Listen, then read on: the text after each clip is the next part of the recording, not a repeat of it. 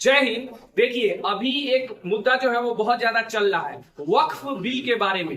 तो इस वीडियो में मैं आप लोगों को बताऊंगा कि वक्फ बिल क्या है, वक्फ का क्या मतलब होता है और साथ ही साथ ये विवाद में क्यों है। साथ ही साथ हम ये भी जानेंगे कि इस वक्फ बिल का मुस्लिम्स कम्युनिटी के साथ क्या रिलेशन है और ये अभी के समय में इतना ज्वलंत मुद्दा क्यों बना हुआ है। इन सारे विवादों पर इस वीडियो में हम लोग चर्चा करने वाले हैं। सबसे पहले हम आपको बताते हैं वक्फ क्या होता है। देखिए, वक्फ जो है वो एक अरबी वर्ड वफूका उससे बना हुआ है, जिसका मतलब होता है किसी भी चीज को रोकना, संरक्षित करना या बचाना।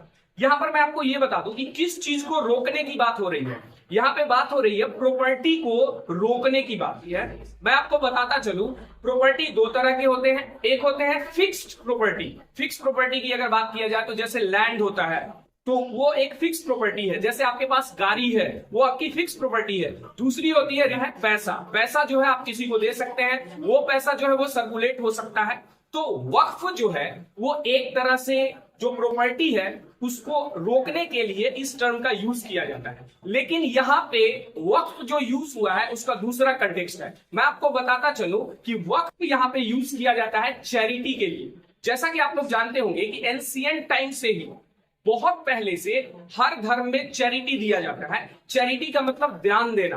तो जैसे पारसी हुआ, जैन हुआ, बौद्ध हुआ, हर धर्म में चैरिटी की व्यवस्था थी। उसी तरह से इस्लाम में भी चैरिटी दिया जाता था, दान दिया जाता था, जिससे कि इस्लाम के अंतर्गत जो लोग इस्लाम को प्रैक्टिस करते हैं वो लोग अच्छे से अपना जिंदगी निर्वाह कर सके और साथ ही साथ जो इस्लाम रिलीजन है वो अच्छे से चल सके। लेकिन हुआ क्या, सारे के सारे धर्म वाले जो हैं वो इसका अपने अपने धर्म के अंतर्गत आने वाले संपत्ति को अच्छे से ऑर्गेनाइज करने के लिए अपना अपना एक ऑर्गेनाइजेशन बनाने लगे। जैसे जैन के लिए बन गया, बौद्ध के लिए बन गया, पारसियों ने अपने लिए बना लिया। लेकिन सबसे लास्ट में जो ऑर्गेनाइजेशन बना वो इस्लाम का बना था। तो इस्लामिक वक्फ का मतलब होता है वो प्रॉपर्टी जो इस्लाम या अल्लाह के नाम पर दान दे दिया जाता है। और ये एक ऐसी प्रॉपर्टी होती है जो कि एक बार अगर दान दे दिया तो जो डोनर होता है, देने वाला, वो भी उसको वापस से नहीं ले सकते हैं। तो इस तरीके से वक्फ का जो एक दौर था वो हर धर्म में चल रहा था, हर धर्म में था, ऑब्वियस सी बात है। तो इस्लाम में भी ऐसा था। भारत में वक्फ जो है वो 1191 में जब तराइन का वॉर शुरू हुआ था। तराइन का वॉर मैं आपको बताता चलूं, जब मोहम्मद गोरी ने अटैक कर दिया था इंडिया पर और पृथ्वीराज चौहान को हटाया था, उस समय से इंडिया में वक्फ जो है वो उसकी शुरुआत हो गई थी। मोहम्मद गोरी ने बेसिकली इसकी शुरुआत करी। उसके बाद दिल्ली सल्तनत के अंतर्गत आने वाले रूलर ने इस वक्फ के सिस्टम को बढ़ाया, जहां लोग जो है वो चैरिटी करते थे, दान देते थे। और उस दान का जो इस्तेमाल है वो दो तरीके से होता था। मैं आपको एक चीज बताता चलूं कि वक्फ के अंतर्गत जो दो तरह की प्रॉपर्टी मिलती थी, चल और अचल संपत्ति, उसके तहत जो भी पैसा आता था वो दो ही चीजों में खर्चा किया जा सकता था। पहला तो एक जो रिलीजियस कम्युनिटी है, जैसे कब्रिस्तान बनाना, मस्जिद बनाना, या फिर जैसे मुस्लिम्स के लिए हॉस्पिटल वगैरह हो गया, स्कूल्स हो गया, तो इन सब चीजों के लिए वो खर्चा हो सकता था। यानी कि पब्लिक वेलफेयर के लिए हो सकता था या फिर रिलीजियस मैटर के लिए हो सकता था। तो इस तरह से ये जो वक्फ है ये काम कर रही थी। लोग अपने अपने स्वेच्छा से इसमें चैरिटी करते थे, दान देते थे और ये इस तरह से चल रहा था। दिल्ली सल्तनत में ये सिस्टम चलता रहा। जैसा कि आप लोग इतिहास अगर जानते होंगे तो दिल्ली सल्तनत के बाद भारत में मुगलों का राज हुआ। मुगलों के काल में भी यहाँ पर लगातार जो वक्फ का जो सिस्टम था वो बना रहा।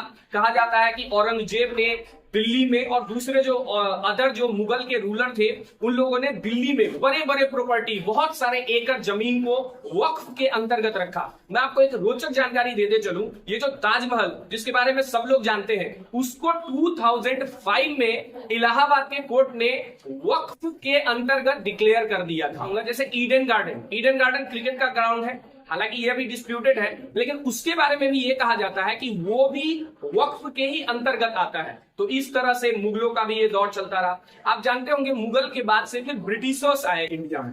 ब्रिटिशर्स जो इंडिया में आए थे उनका एक ही उनका मकसद था, ज्यादा से ज्यादा प्रॉफिट कमाना।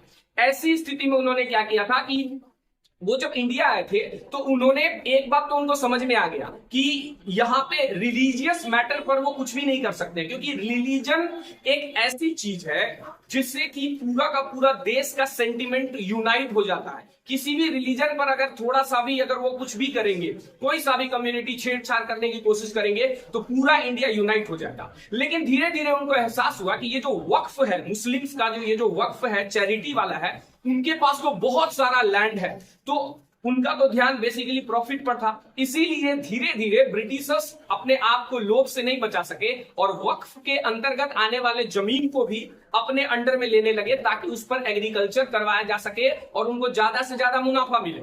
इस तरह से जो ब्रिटिशर्स थे वो भी वक्फ का जो जमीन था उसको अपने अंडर में लेने का कोशिश करने लगे। लेकिन जैसे कि पहले ही उनको पता था, जैसे ही उन्होंने ये स्टार्ट किया, पूरे भारतवर्ष में इसका विरोध होने लगा और मुस्लिम्स ने इसका विरोध करना शुरू कर दिया। उनको मजबूरन ये बिल वापस लेना पड़ा। फिर से जो वक्फ की जो प्रॉपर्टी थी वो मुस्लिम्स को रिटर्न करना पड़ा था। बाद में चल करके 1906 में मुस्लिम लीग की स्थापना हुई थी, ठीक है, जिसके हेड थे मोहम्मद अली जिन्ना। तो मोहम्मद अली जिन्ना जो थे वो बेसिकली वक्फ बोर्ड को वो चाहते थे कि गवर्नमेंट उसको एक ऑर्गेनाइज वे में उसको रिकॉग्नाइज करे कि ये एक बोर्ड है, वक्फ जो है वो एक ऑर्गेनाइजेशन है। इससे पहले 1906 से पहले तक जो है वक्फ था, इस्लाम में वक्फ था, लोग चैरिटी देते थे, दान होता था, उससे वेलफेयर का काम होता था, बहुत सारी चीजें ये चल रहा था। लेकिन कॉन्स्टिट्यूशन गवर्नमेंट उसको रिकॉग्नाइज नहीं कर रही थी। लेकिन मोहम्मद अली जिन्ना जो है वो अंग्रेजों को कन्विंस करने में सफल है और 1923 में पहली बार भारतीय इतिहास में ऐसा हुआ कि ये जो वक्फ बिल था उसको गवर्नमेंट ने यानी ब्रिटिशर्स ने उसको रिकॉग्नाइज करा। इसके बाद हम आगे बढ़ते हैं और दौर आता है 1947 का। 1947 में हमारा देश आजाद हुआ, भारत अलग, पाकिस्तान अलग। ऐसे में जो जमीन था, वक्फ के अंतर्गत आने वाली जो प्रॉपर्टी थी उसमें मेजर चीजें तो जमीन थी, जमीन बहुत सारा जमीन था। तो जमीन तो पाकिस्तान में भी गया और इंडिया में भी आया। तो पाकिस्तान जिसका जन्म ही बेसिकली लोभ के आधार पर हुआ है, उसका तो जन्म ही लोभ के आधार पर हुआ है, वो अपने आप को लोभ से नहीं बचा पाया। उसने क्या किया, वक्फ के अंतर्गत आने वाले सारे जमीन को गवर्नमेंट ने अपने अंडर में ले लिया। वही भारत जो एक डेमोक्रेटिक कंट्री है और दूरदर्शी सोच रखने वाला एक देश है, उसने वक्फ के अंतर्गत आने वाले जमीन को पार्टीशन के बाद, चूंकि बहुत सारे हिंदू और सिख पाकिस्तान से इंडिया आए थे, तो उनके रिफ्यूजी के लिए, उनको बसने के लिए यहाँ का जो वक्फ का जमीन था इंडिया का, उसको छोड़ दिया था। अब यहां से डिस्प्यूट शुरू हो जाता है। इसको ध्यान से अब आगे समझने का कोशिश कीजिएगा। ये तो पीछे का पूरा इतिहास था, जो हिस्ट्री था पूरे वक्फ का। अब क्या होता है, भारत में जो भी हिंदू और जो भी सिख वगैरह जो थे वक्फ के जमीन में धीरे धीरे सेटल हो रहे थे, लेकिन उसमें क्या हो रहा था, इनके बीच में बहुत ज्यादा विवाद हो रहा था। ठीक है, बात बात पे विवाद हो जाता था। जो भी ज्यादा पावरफुल होता था वो जमीन पर अपना क्लेम करने लगते थे। तो इसी तरीके से इंडियन गवर्नमेंट पर धीरे धीरे ना इस तरह का विवाद का मामला बहुत ज्यादा पहुंचने लगा। और पहुंचते पहुंचते फिर गवर्नमेंट को ऐसा एहसास हुआ कि इंडिया को भी कुछ ऐसा करना चाहिए, एक एक्ट लेकर के आना चाहिए जिससे कि वो ये जो मसला है इसको ये कंट्रोल करे, ये जो डिस्प्यूट इतना ज्यादा हो रहा है उसको वो कंट्रोल करे। 1954 बहुत ही ज्यादा इंपॉर्टेंट ईयर था। पहली बार 1954 में वक्फ एक्ट को इंट्रोड्यूस किया गया। इसके तहत 2-3 चीज किया गया जिसके बारे में आपको बताता चलूं। पीछे आपको बोर्ड पे यहाँ पे सब कुछ दिख जाएगा। अगर आप चाहेंगे तो यहाँ पे स्क्रीनशॉट ले सकते हैं। मैं यहाँ पे साइड हो जाता हूं तो आप यहाँ पे बेसिकली स्क्रीनशॉट ले सकते हैं। तो 1954 में सबसे पहली चीज ये हुआ कि हर एक स्टेट में एक वक्फ बोर्ड बनाया गया। उस वक्फ बोर्ड का काम था कि अपने स्टेट के अंतर्गत जो भी वक्फ की प्रॉपर्टी है उसका देख रेख करना, उससे कितना रेवेन्यू आ रहा है, उससे जो माइनॉरिटी मुस्लिम्स हैं उनको फायदा हो, ये सारा चीज का देख रेख करना जो है, ठीक है, उसके लिए जो है एक स्टेट वक्फ बोर्ड बनाया गया 1954 में। दूसरी चीज की गई कि वक्फ जो स्टेट वक्फ बोर्ड के जो भी मेंबर होते हैं, हर बोर्ड में कुछ ना कुछ तो मेंबर होते हैं, तो उसमें जो भी मेंबर होते थे उनमें से अगर 2/3 मेंबर वक्फ के किसी भी प्रॉपर्टी को जैसे वो सेल करना चाहते हो या फिर किराया पर चढ़ाना चाहते हो ताकि उससे पैसा आए और उस पैसे से इस्लाम का जो धर्म है या फिर इस्लाम के जो लोग हैं उनके वेलफेयर के लिए काम किया जाए, तो अगर 2/3 लोग उसमें अगर सहमति जता देते तो फिर उसको सेल किया जा सकता था।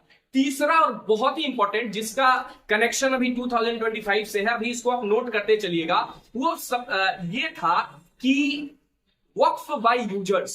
अब जैसे एग्जांपल के लिए मान लीजिए कि कोई मस्जिद है तो वहां लोग जाते हैं, तो उसके बगल में तो नमाज अदा करने के लिए अगर बहुत लंबे समय से कोई ऐसा जमीन है जिसके लिए वो नमाज के लिए यूज कर रहे हैं, ऐसा एग्जाम्पल में हम मान लेते हैं, तो अगर बहुत लंबे समय से वो यूज कर रहे हैं और उस जमीन पर कोई क्लेम नहीं कर रहा है तो उस जमीन को भी वक्फ के अंतर्गत डिक्लेयर कर दिया जाएगा। और एक बार अगर वक्फ के नाम पर हो गया तो वो जमीन फिर किसी और का नहीं हो सकता है, क्योंकि अल्लाह के नाम पर एक बार दान हो गया तो वो ईश्वर के लिए वो चला गया, वो अब दोबारा किसी को नहीं मिल सकता है। तो ये जो था वक्फ बाय यूजर कि अगर आप उसको इस्लाम के लोग उसको अगर किसी भी पर्पज से यूज कर रहे हैं बहुत लंबे समय से, कोई क्लेम नहीं कर रहा है, वक्फ बाय यूजर के तहत वो ऑलरेडी वक्फ बोर्ड के पास वो जमीन चली जाएगी। ये 1954 में बेसिकली ये सब हुआ था। अब क्या हुआ कि ये सब चीजें तो हो गई, हर एक स्टेट में बोर्ड बन गया, लेकिन बावजूद उसके आपस की जो लड़ाई थी, इसमें जो करप्शन था, स्टेट बोर्ड के जो मेंबर थे वही आपस में करप्शन करने लगते थे।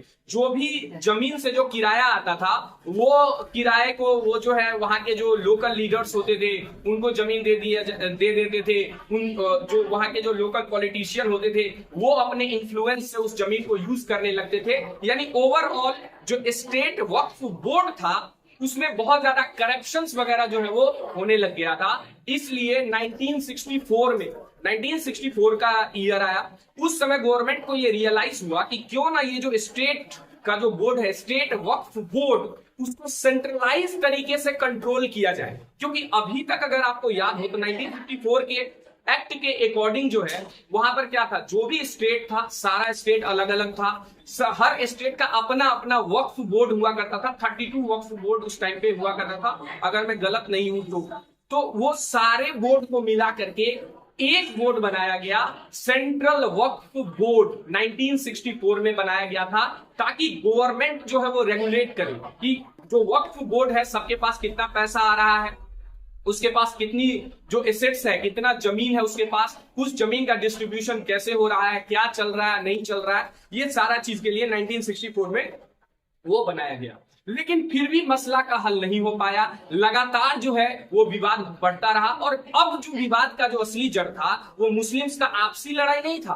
अब दिक्कत ये होती थी कि जो भी गवर्नमेंट आती थी वो स्टेट वक्फ बोर्ड में अपना मेंबर डाल देती थी, क्योंकि स्टेट वक्फ बोर्ड में तो मेंबर होंगे, तो वो अपना मेंबर, अपने पार्टी का मेंबर डाल देते थे और उनके मेंबर है तो वो जैसे चाहेंगे उसी तरह से उस सारे जमीन का यूज होगा। इसलिए पॉलिटिशियन, गुंडा, माफिया तरह तरह से जो है वो ये जो वक्फ की जो जमीन होती थी उसको अपने हिसाब से यूज करने लगे। होता यह था कि वक्फ से जो रेवेन्यू आता था वो दिखता था, जैसे एक एग्जांपल के लिए मैं बता रहा हूं, वक्फ का रेवेन्यू आता था 100 रुपए, उसमें से 10 रुपए ही मुस्लिम्स पर खर्चा होता था, जो मुस्लिम कम्युनिटी थी उन पर। 90 रुपीज जो है वो करप्शन के कारण इधर उधर चला जाता था। ठीक है, तो ऐसी स्थिति में क्या हुआ कि डिस्प्यूट बहुत ज्यादा बढ़ा और कोर्ट में बहुत सारे हजारों हजार केस जाने लग गए। कोई भी जमीन होता था उसको वक्फ की जमीन डिक्लेयर कर दिया जाता था, लोगों को डर होने लगता था। लोग जिस जमीन पर रहते थे लोगों को पता चलता था अचानक से कि उनकी जो जमीन है वो वक्फ के अंतर्गत आ रही है। तो ये सब मसला बहुत ज्यादा बढ़ते जा रहा था, केस का संख्या लगातार कोर्ट में बहुत ज्यादा बढ़ते जा रहा था, दबाव गवर्नमेंट पर बहुत ज्यादा पड़ते जा रहा था। ऐसे में एक बहुत ही इंपॉर्टेंट इसमें एक एक्ट 1995 का आप पीछे देख सकते हैं, यहाँ पर वक्फ बोर्ड से रिलेटेड जो है वो एक और एक्ट यहाँ पर 1995 में पास किया गया। इस एक्ट में बेसिकली जो वक्फ से रिलेटेड जो केस था उसके लिए एक वक्फ ट्रिब्यूनल एस्टेब्लिश किया गया। वक्फ ट्रिब्यूनल एस्टेब्लिश किया गया जिसमें इंपॉर्टेंट 3 मेंबर होते थे। अभी एकदम ध्यान दीजिएगा, इसी का कनेक्शन 2025 से अभी होगा। तो इसमें 3 मेंबर हुआ करते थे, पहले वो मेंबर थे जो सिविल सर्विस के बैकग्राउंड से बिलोंग करते हो। दूसरे वो मेंबर थे जो स्टेट ज्वाइंट सेक्रेटरी, जो स्टेट में ज्वाइंट सेक्रेटरी होता है, जैसे कोई सिविल सर्विसेज क्रैक करके जाता है या बीपीएससी से जब वो ऊपर जाते हैं तब वो ज्वाइंट सेक्रेटरी बनते हैं, तो दूसरे मेंबर स्टेट ज्वाइंट सेक्रेटरी होंगे। और तीसरे जो मेंबर होंगे वो होंगे मिलिट्री वक्फ ट्रिब्यूनल के तीसरे मेंबर वो लोग होंगे जिनको कि मुस्लिम लॉ जो है उसका जानकारी होना चाहिए, मुस्लिम लॉ में एक्सपर्ट होने चाहिए, वो तीसरे मेंबर होंगे। तो ये 3 मेंबर थे। तो पहला तो ये उसमें एक्ट लाया गया कि भैया वक्फ ट्रिब्यूनल जो है, ठीक है, वो बनाया गया ताकि जो इंडियन कोर्ट है उस पर प्रेशर ना पड़े। सारा केस जो है वो कोर्ट में चला जाता था, बहुत सारा किसी का डिसीजन नहीं हो पाता था, क्योंकि वक्फ की जो जमीन तो बहुत पहले से दिल्ली सल्तनत के टाइम से, फिर मुगलों के टाइम से, उस समय से आते जा रहा था। तो उनके पास कागजात तो किसी के पास था नहीं, उतना पुराना डॉक्यूमेंट कहां से आता, इसीलिए बहुत सारे केस जो है कोर्ट में पेंडिंग थे। तो कोर्ट पर प्रेशर कम पड़े इसीलिए वक्फ ट्रिब्यूनल बनाया गया, जिसमें एक मेंबर सिविल सर्विसेज से बिलोंग करेंगे, दूसरे जो है स्टेट ज्वाइंट सेक्रेटरी, और तीसरे मुस्लिम लॉ एक्सपर्ट होने चाहिए। और दूसरी चीज, एक बार जो वक्फ ट्रिब्यूनल का डिसीजन आ जाएगा उसको कोर्ट में चैलेंज नहीं किया जा सकता है। ये दूसरा वहां पर जो है वो अमेंडमेंट यहां पर कर दिया गया। आप लोग यहां पर पीछे जो है ये बोर्ड पर देख सकते हैं, ये सब जो इंपॉर्टेंट पॉइंट है वो आपको देखने को यहां पर मिल जाएगा। तो ये दूसरी चीज यहां पर की गई। हाँ, एक इसमें पॉइंट ये था कि अगर लीगल एरर कुछ आ जाता है, जो भी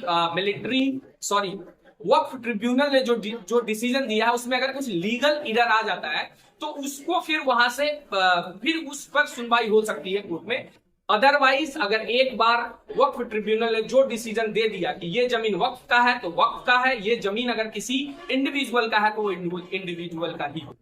अब ऐसे में धीरे धीरे फिर बातें आगे बढ़ी। धीरे धीरे ये देखा गया कि मुस्लिम्स की जो स्थिति है वो इंडिया में वो बहुत अच्छी थी नहीं। उनको जो है वो वेलफेयर का, वक्फ बोर्ड का जो पैसा होता था, जो जमीन होता था, उससे आने वाला जो किराया होता था वो उनको मिलता नहीं था। ऐसे में 2005 में एक कमिटी बैठाई गई, ऐसी कमिटी जो इंडिया में मुस्लिम्स की क्या स्थिति है, ठीक है, उनका क्या स्टेटस है, उनका क्या डिमांड है, उस चीज को देखने के लिए कमिटी बनाई गई, जिसके जो मेन जो चेयरमैन थे उनका नाम था राजेंद्र सच्चर, जिसको कहा गया सच्चर कमिटी। ये यूपीएससी बीपीएससी का भी काफी हिट टॉपिक है। तो सच्चर कमिटी जो है वो 2006 में अपना रिपोर्ट पेश करती है। बेसिकली सच्चर कमिटी अपने रिपोर्ट में बहुत सारी बात बताती है, लेकिन मैं एक चीज इसमें बताता चलूं कि वो उसमें एक चीज ये इंक्लूड करती है कि वक्फ बोर्ड जो है, जो इस्लाम के लिए बना है, उससे आने वाला पैसा जो है वो बेसिकली मुस्लिम्स के पास नहीं पहुंच रहे हैं। मुस्लिम्स तो बहुत गरीब हैं। यहाँ दिखाता है पेपर पे कि वक्फ का इतना सारा, बहुत सारा पैसा आ रहा है, वो पैसा पूरा करप्शन पे कहीं से कहीं पूरा वहां पे खर्च हो जा रहा है। इस तरीके से बाद में चल करके 2000 जो भी चीजें था वो आगे बढ़ा। फिर 2024 में एक बिल जो है वो पार्लियामेंट में पेश किया गया, जिसमें की जो वक्फ बोर्ड है उसको उसमें कुछ अमेंडमेंट करने की बात कही गई, जो कि उस समय से 2024 से ही विवादों में है। आज जब मैं ये वीडियो बना रहा हूं, ठीक है, तो उसमें से जो भी अमेंडमेंट के लिए जो प्रपोजल रखा गया था पार्लियामेंट के सामने, उसमें से कुछ जो है वो पास हो गया है। मैं आपको बताता चलूं 44 पॉइंट्स रखा गया था, ठीक है, जिसमें से कि 14 पॉइंट्स को एक्सेप्ट कर लिया गया है, जिसमें से कि कुछ जो पॉइंट्स जो बहुत ही इंपॉर्टेंट है वो मैंने यहाँ पर वीडियो में आप यहाँ पर देख सकते हैं, उसको मैंने यहाँ पर मेंशन कर दिया है। तो मैं आपको बताता चलूं क्या इंपॉर्टेंट अमेंडमेंट हुआ है। अब इसको आप लोग ध्यान से सुनते चलिएगा।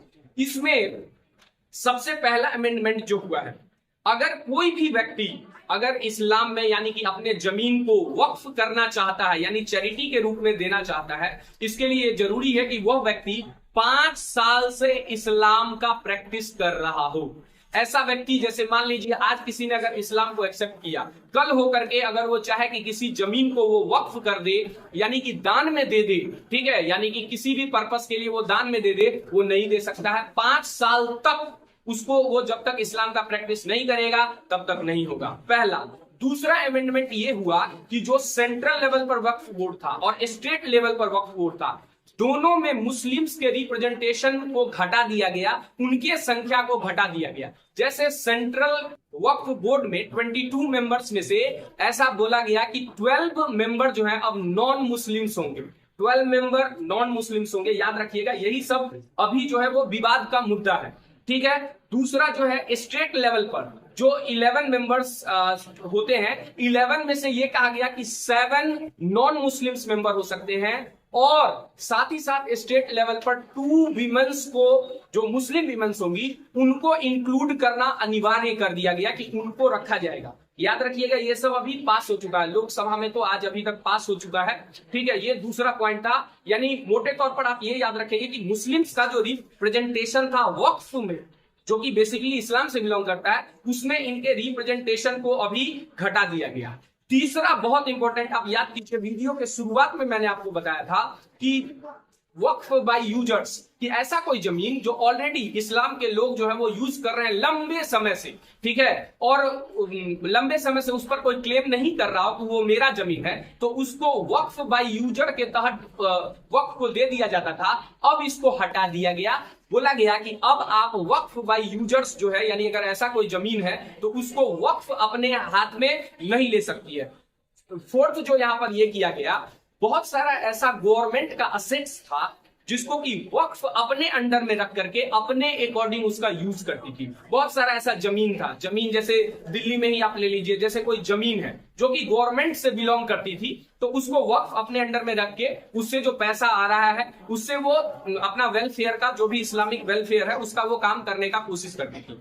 अब इस अमेंडमेंट के तहत गवर्नमेंट का कोई भी प्रॉपर्टी वक्फ बोर्ड के अंतर्गत नहीं आ सकता है, ठीक है। तो ये सब सारा का सारा अमेंडमेंट कर दिया गया, आप यहां पर देख सकते हैं, ठीक है। और इसके साथ साथ एक बहुत ही इंपॉर्टेंट जो और एक अमेंडमेंट आया था, अभी जो हुआ है, चेंजेस हुआ है, उसमें याद कीजिए 1995 में वक्फ ट्रिब्यूनल बनाया गया था ताकि सारा कोर्ट पर दबाव कम पड़े, और जो वक्फ ट्रिब्यूनल है, ठीक है, वो इस डिस्प्यूट वाला मामला को देखे यहां पर। उसके लिए जो मेंबर थे, ध्यान दीजिएगा, उसमें जो 3 मेंबर थे, उसमें से जो मुस्लिम्स लॉ एक्सपर्ट थे उनको हटा दिया गया है। मुस्लिम लॉ एक्सपर्ट को हटा दिया गया है, उसके जगह पर गवर्नमेंट जो है वो अपनी एक बॉडी को वहां पर बैठाएगी, साथ ही साथ एक और मेंबर को वहां पर चेंज कर दिया गया है। तो आप यहां भी देख सकते हैं जो मुस्लिम्स का जो रिप्रेजेंटेशन है, जो मुस्लिम्स का जो वक्फ ट्रिब्यूनल है,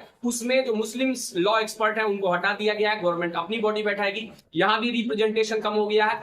साथ ही साथ एक और बहुत ही अहम अमेंडमेंट जो कि ये था कि अभी आप याद कीजिए 1995 का जो एक्ट था वक्फ बिल, उसमें यह बताया गया था कि एक बार जो वक्फ ट्रिब्यूनल का डिसीजन होगा कैन नॉट बी चैलेंजेबल, अब उसको चेंज कर दिया गया है। यानी कि जो अगर एक बार जो डिसीजन आ जाएगा, मींस वक्फ ट्रिब्यूनल की तरफ से जो डिसीजन आएगा, वो डिसीजन जो है उसको चैलेंज किया जा सकता है, वो कोर्ट में उसको चैलेंज किया जा सकता है। इससे पहले जब भी वक्फ का मामला कोर्ट में गया है, कितने बार इवन इंडिया का सुप्रीम कोर्ट भी ये बात कह चुकी है, once a Waqf always a वक्फ, यानी कि एक बार जो प्रॉपर्टी वक्फ के नाम पर, यानी अल्लाह के नाम पर डोनेट कर दिया गया, ईश्वर के नाम पर डोनेट कर दिया गया, वो जमीन वापस नहीं हो सकता है। लेकिन अभी इसमें डिस्प्यूट का क्या कारण है उसको हम लोग समझने का कोशिश करते हैं वन बाय वन, कि लोगों को प्रॉब्लम क्यों है। पहली बात, जो भी अपोजिशन इसका कर रहे हैं उनका ये कहना है कि पहली बात तो मुस्लिम्स का जो रिप्रेजेंटेशन है वो इसमें घटा दिया गया है, जो कि उनको थोड़ा सा सही नहीं लग रहा है। दूसरी जो यहाँ पे इशू है, ठीक है, दूसरा जो